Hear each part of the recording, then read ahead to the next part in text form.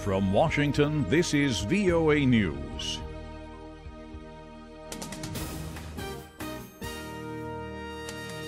I'm Jonathan Smith reporting.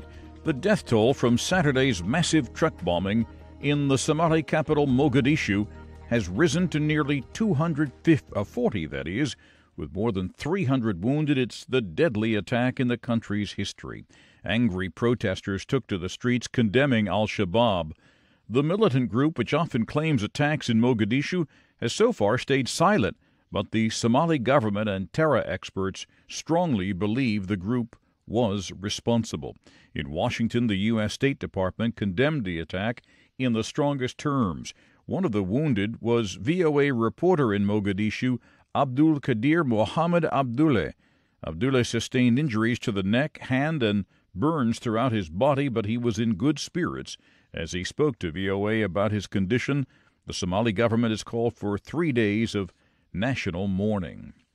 The American Secretary of State Rex Tillerson conceded Sunday that Iran is in technical compliance with the international agreement to curb its nuclear weapons development. But he said President Trump wants Congress to adopt a more complete strategy to fix what the president believes are flaws in the agreement. Kurdish Peshmerga fighters are refusing to obey an order by Iraqi soldiers to withdraw from the oil-producing city of Kirkuk. That leaves the two sides in a standoff because the deadline for leaving has passed. Reporters in the area say there have been no clashes, but they note that fighters on both sides are poised for conflict. This is VOA News. After more than 6 decades of moderate and centrist governments, Austria appears to be shifting to the right after the Conservative Party won Sunday's parliamentary election.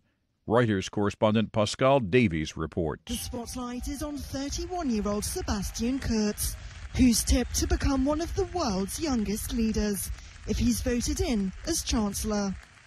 Despite his fresh face, the foreign minister has used a traditional line when it comes to immigration. He frequently reminds voters that he opposed opening borders in 2015. Kurz wants to restrict benefits for refugees and other new arrivals. The migration crisis playing into the hands of the far-right Freedom Party, whose candidates came close to winning last year's presidential runoff.